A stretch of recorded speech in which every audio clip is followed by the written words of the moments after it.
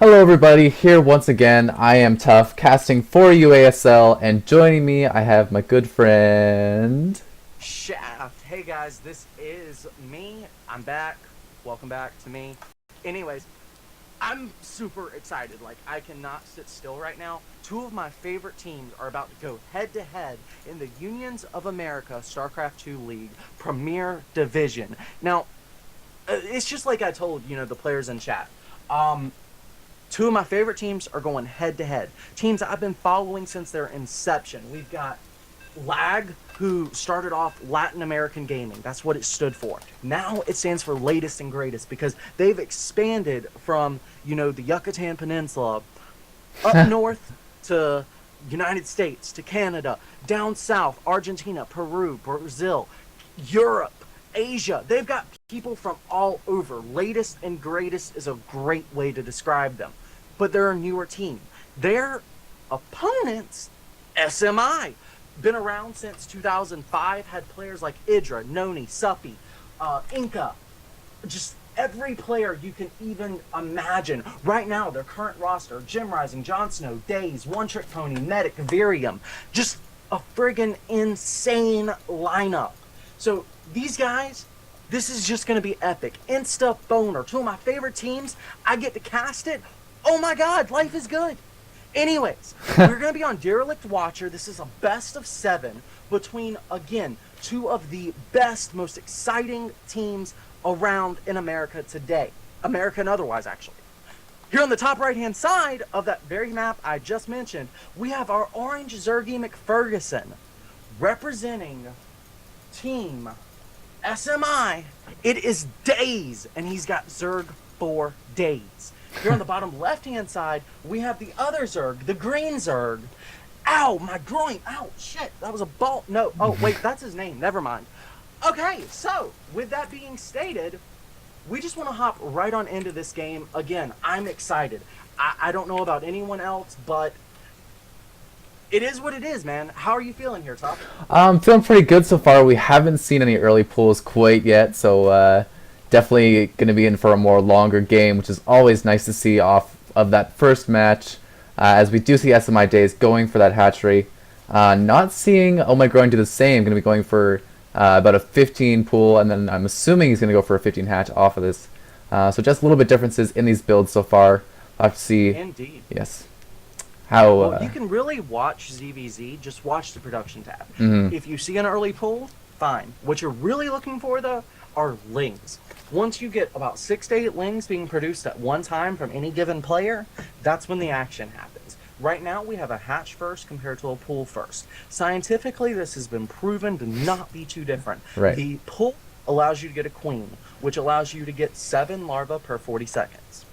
Hatch first allows you to have double your natural injects, or I'm sorry, double your natural larva, but you're missing injects. You're not able to get the queen because you don't have the pull. So you're getting 6 per 40 seconds. That's not that big a deal because eventually you're going to hit where you have 2 queens and your production will flood. When your production floods, you're able to throw a huge wave of lings at your opponent, and that is fully what I'm expecting to see from Daze this game, because I mean, you don't go hatch first unless you want to apply some pressure. It's a great transition from speedlings into banelings into mutalisks, whereas that pull first makes you a little bit more defensive. You can get your gas a little bit slower if you want to. Groin did not choose to do that, but it's a more safe opening. You can get roaches. You can do a variety of things there.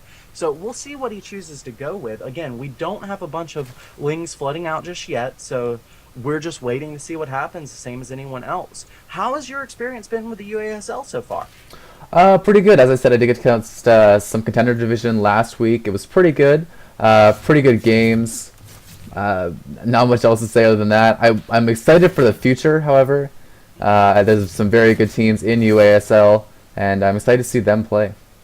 Absolutely. Now, we do have a good ling scout going out for Groin. He is going to lose his final ling to a queen, but he got a read on the gas timing. He was able to see that there was only 2 workers mining from that gas. So it could be a baneling, but it's not going to be a super baneling all in. There was only one baneling, or I'm sorry, one drone on that extractor, we'd be seeing defensive banelings. Right now, though, Groin was not able to really pinpoint, is he going to attack me or is he playing defensive? He's going to have to scout a little bit more aggressively, maybe even put up a spine crawler just to be safe, but he's getting the baneling nest, and again, we're going to see how he follows up. He's still got 3 guys on his own extractor. The baneling nests are finishing up at the same time, and we've got a surge of lings coming, 4 lings on the way for Groin. So he is definitely going to be playing a defensive posture. What he's really looking at here is the metabolic boost timing. He knows that his opponent went hatch first, so he knows that that metabolic boost is going to hit a little bit sooner. So he's getting some lings up, and now he's got a baneling nest to keep him safe while he transitions over into roaches. His opponent's or wow, actually, that's Days transitioning into roaches. Looked at the wrong production tab there. That is an interesting transition. Yeah, a little bit, as you said, not as safe as it could have been for Almy Groin. But we are seeing Almy Groin actually go for a 3rd base here.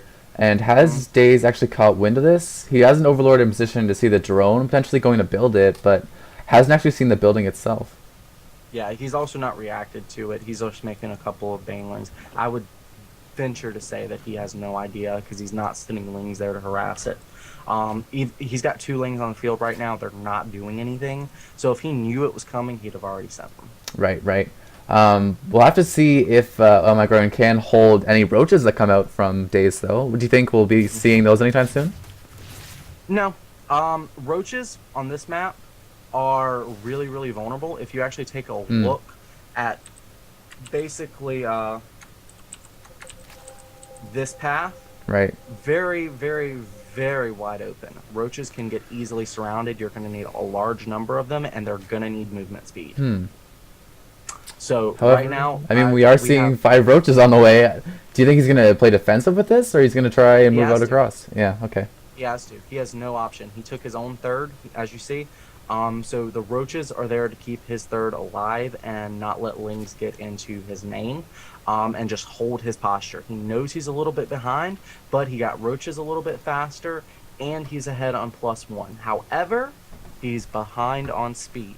So that is going to be the defining factor here. He cannot attack with these roaches. His opponent's speed will finish before him. His opponent is going roach, ling, and heavy composition. And just drawing it behind it. I don't really fully expect either player to attack. There's a little bit of a light poke going out for Almy Groin, but I'd be really surprised to see him commit too fully to this. See, he's already pulling back. He just wanted the Overlord there to see it, panic, and make shit. So do you think there will be a timing for Days to attack with these roaches, or has he missed it, and now he's just falling behind economically? Well, he's making, like 4 to 6 at a time. These are defensive numbers. His opponent was pumping 10. If you actually take a look at the units tab, you can clearly see he is ahead on roaches, but he's behind on that speed. So he's going to try to make it. I just don't think it's a smart decision.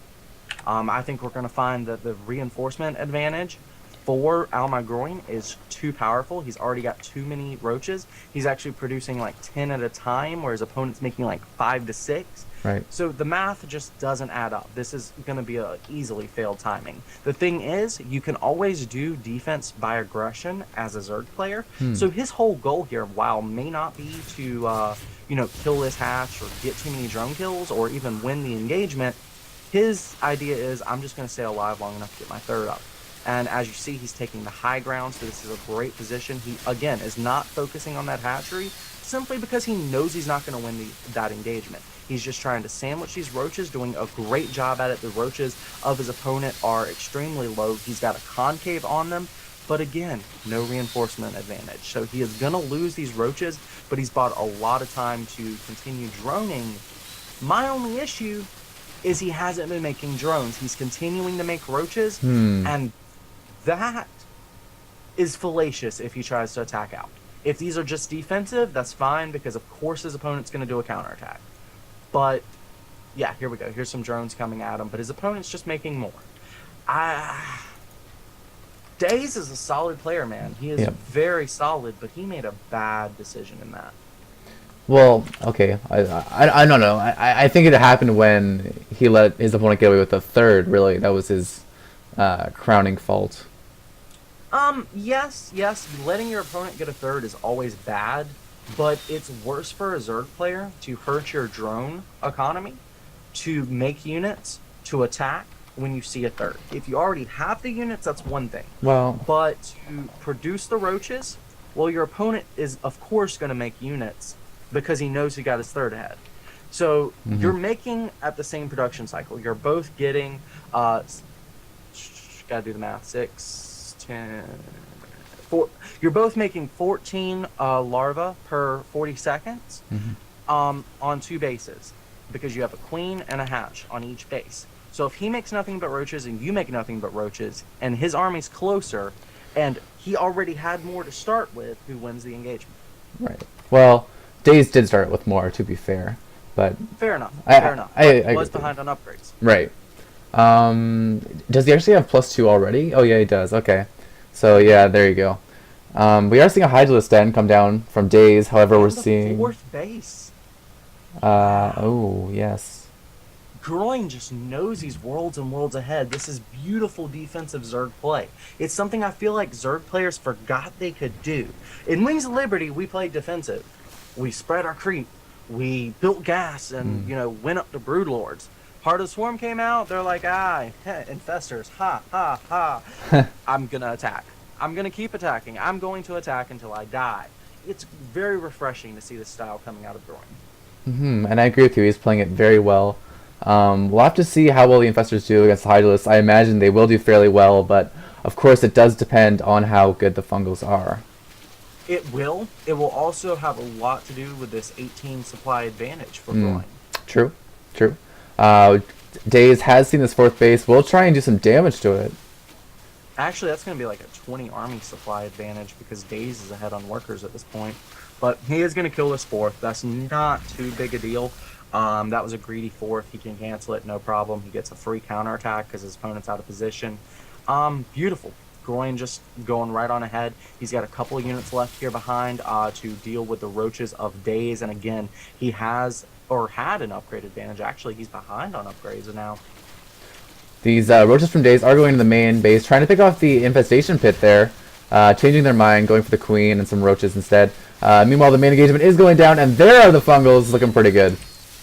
Indeed, man. Those were some excellent Fungals, but there is a Spine Crawler here, and Spine Crawlers do very, very well against roaches. These Infestors need to go ahead and retreat, or he's going to lose them and lose them bad. Yeah, that Spine Crawler did do quite a bit of DPS there. Just a little talk for Zerg players. This is really, really painful for Groin. Like, super painful. He just lost 5 Infestors that did not need to die. When you engage with Infestors and you're on your opponent's territory because you have 200 supply, what you need to do is leave your roaches. They don't matter. Leave them behind. Just send your Infestors home. It gives your Infestors a lead because guess what? Speed roaches will move faster than Infestors, and there's nothing you can do about it. So he can chase you down, as we saw there. Now we have another attack going to this 4th, and again, Groin has played a great game so far, but Days with this continued aggression is managing to kill off this 4th yet again. There's actually some drones here getting suicided right on into the Roach Hydra army. He's also getting his own Roach Hydra composition. They're on even upgrades, but his opponent has a 24 supply advantage, or he did. Now it's only a 10 supply advantage, so the reinforcement advantage may go to Groin. However, Groin is attacking up the ramp, and a concave is there for Days, so Days is going to have to go ahead and get back. But he's going to try and stay on this high ground. There's a really interesting dynamic that happens at this 4th base because of the 2 ramps. Your opponent can't flank you on this position, and roaches need a flank.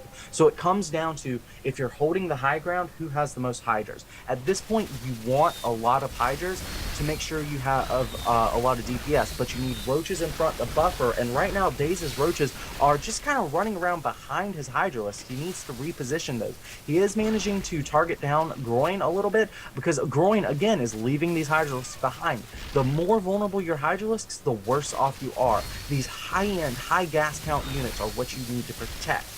And, well, Groin getting a good engagement, but there's just way too many hydralisks here. He knows he's falling. He is actually down right now 53 supply, and Daze does not have that many roaches. Roaches, inflate supply, make it a little bit hard to read, but this is not that situation. He is legitimately down 79 supply right now.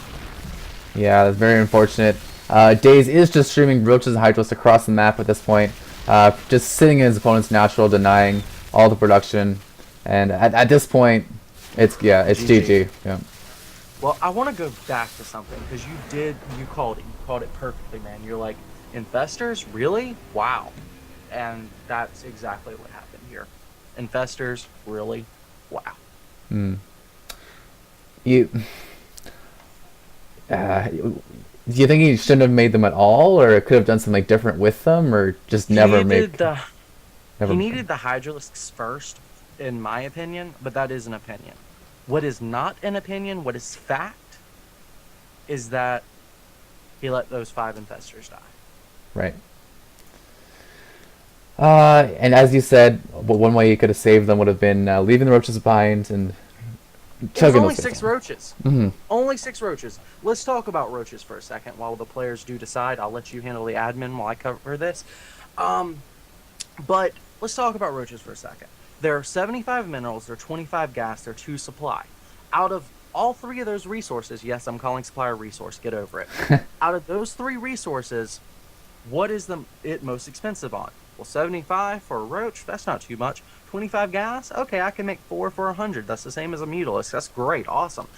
Roaches are cheap as hell. The problem are the Overlords. Because Overlords are 100 minerals, and basically to hit mid-game Roach production, you need to make 3 Overlords a cycle. That's where the costs really come in, because 3 Overlords a cycle, you're making 300 minerals there that could be going to somewhere else. So Roaches inflate that supply gap. But if you're forced to sacrifice 9 of them, which is all he had in that engagement where he lost those Infestors, well, let's balance the scales here a little bit. 5 Infestors, 9 Roaches. Which do you find more valuable? Well, I mean, there were some decent fungals, and he landed them on the Hydralisks, to be fair. There were great fungals. That would have been a perfect engagement had he not lost the Infestors. Right. Very true, very true.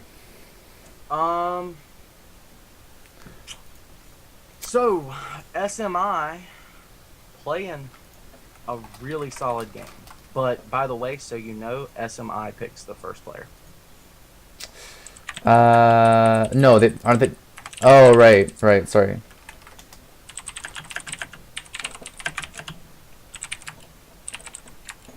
Yeah, I forgot it was an all-kill format. Sorry, guys. You're fine.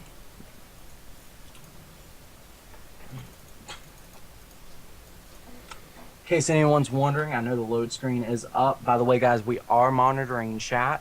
That doesn't mean, we're going to ban you for what you say. Just talk to us. We're listening. Anyways, in case you're wondering who I am, there's like 17 of us in the picture of me. I don't have a webcam. But Dust, you can see them by the shirts. Really cool team. Tom Cyber Ice is the guy on the far left, moving to the right. The more important ones are, of course, Violet, right there in the middle. Beast to his left, if you're familiar with Grav Beast. He used to be on Team Dust, hence why he's in the picture. You've got Comp, you've got, well, of course, me. I'm like the most important person in that picture. Of course. Indeed. And probably the most handsome. Probably the most handsome, for sure. Well, that is about a year old, though. My dreadlocks have got a lot longer. Next is Ray. Let me go ahead and pull that up. I need the map.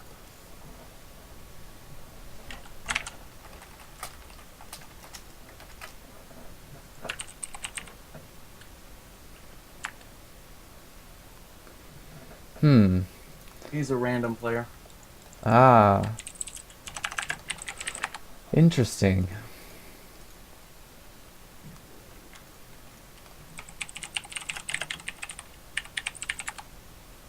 At least according to Wikipedia. Right.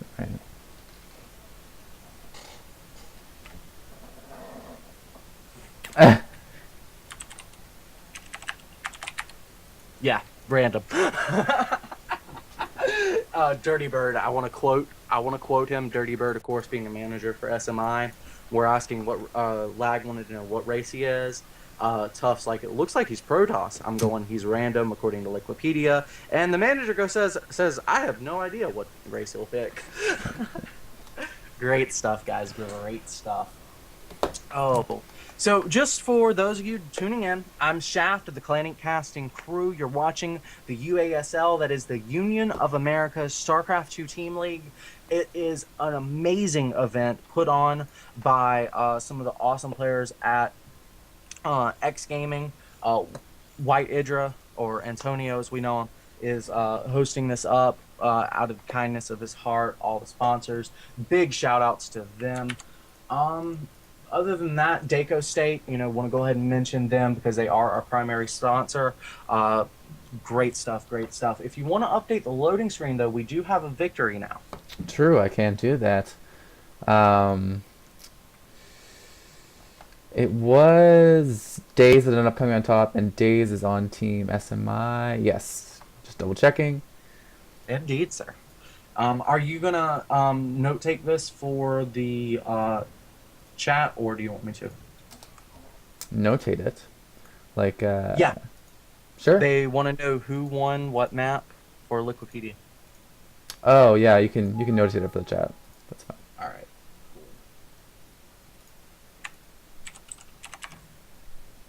And we're just waiting on them. Guys, we will have a little bit of an intermission here as they are deciding map and player. Feel free to, grab a soda, grab a snack. This is going to be one hell of a night of StarCraft, so you might want to eat something, maybe drink something. I don't know about you, but I'm in a pizza nachos kind of mood. Maybe a nice whiskey to go along with that. Hey, it's up to you. You don't drink, that's cool with me. Go grab a cigarette. Yeah, yeah. It's a Saturday night. Yeah, you know. Exactly, that's my point. But yeah, we are currently just waiting on LaG to see who they will send up next and what map they will choose. Yeah. So Tuffy, could I get you to do like one little OCD thing for me? Yes, sure. It's actually two things. A, can you move the on the loading screen at SC2 Tuffy to be like middle of your picture? Okay. And maybe even throw mine up there. Yes. Appreciate it. I meant to ask you about that. What's your the only shaft, correct? Indeed. Indeed.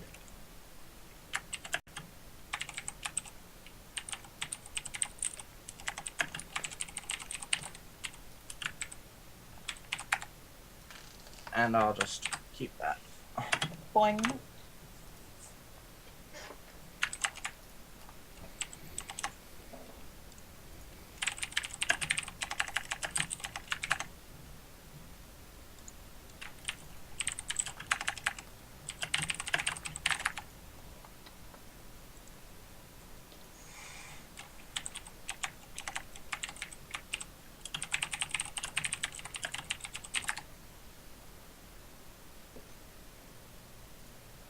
Dun dun dun dun dun dun dun dun dun.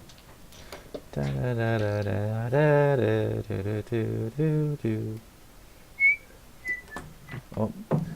I better not start whistling because that will probably cannot hurt people's whistle. ears. Oh, really? That's not. I cannot. Like, look, dude. Listen to me whistle.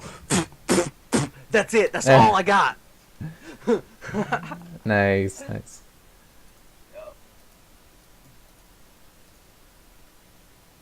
So big shout outs to the 13 people watching us right now.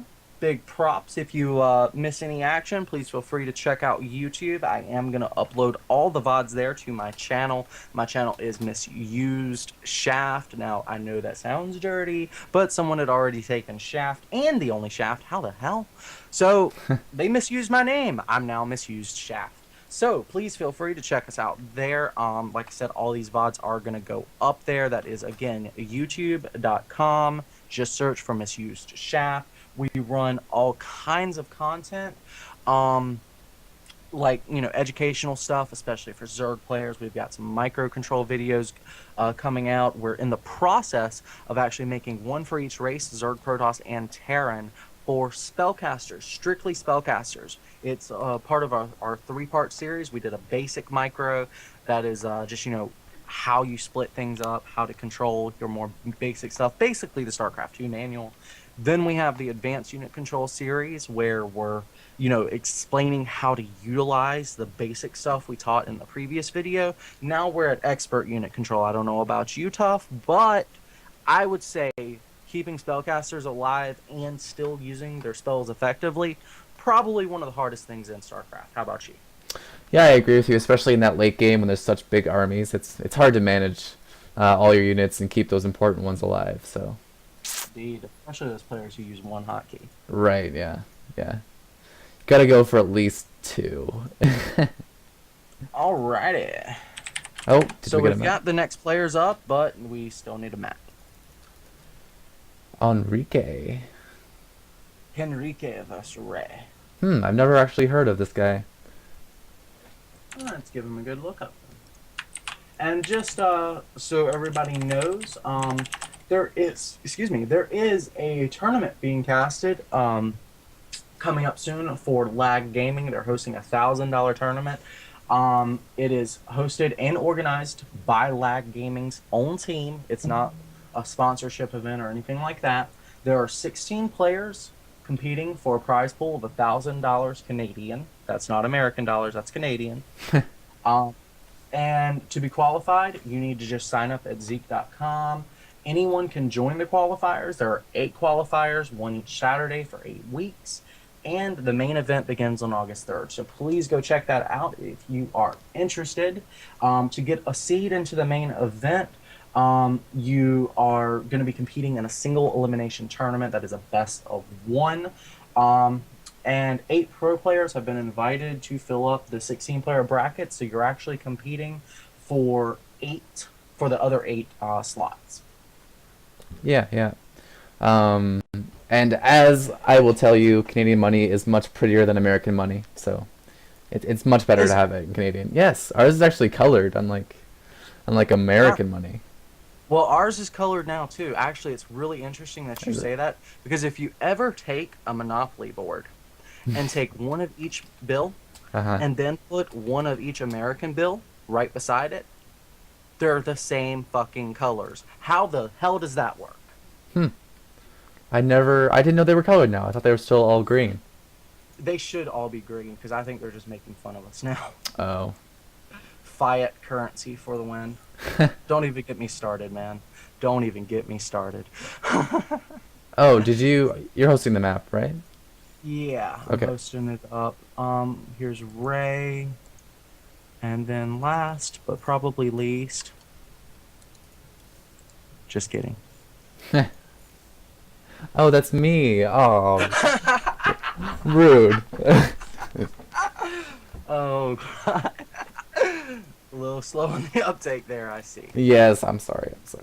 You're fine, you're fine. Uh-oh. Spectator. Get him out. Fine. Get him out. Psh.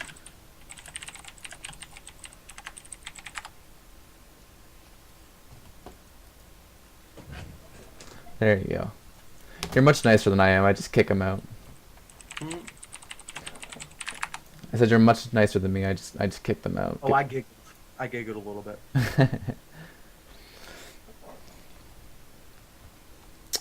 Alright, as you can see, guys, we are in the lobby.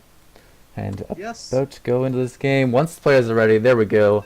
Start down has begun. Countdown? Countdown. Close enough. Start down. Start down, countdown. Start down, countdown, touchdown. Who cares? It's all Yeah. a biggie game. As long as there's a down in it, it's probably good. Dude, as long as you're going down on me, I'm good with it. Oh, wait, Oh. did I say that? My bad. Whoa. PG. Dude, there's nothing about me that's PG. Yeah, as we said, Anyways. it's Saturday night. Indeed, sir. Well, we are in a circus house of mirrors, guys. I just want to go ahead and inform you of that. The reason I say that, of course, is game number 1 was the ZVZ. We are now going to be doing a not PvP, apparently, because someone chose the wrong race. No. I think he wanted Red City, and we hosted Derelict Watcher again by accident. Oh, that was my bad. And nobody noticed it until now. Yeah, I do that all the time. It's because it's like the first one. Yeah, so. Okay, so we're going to go back to the House of Mirrors. We've just moved its location. Isn't that sneaky? We've hidden it on you.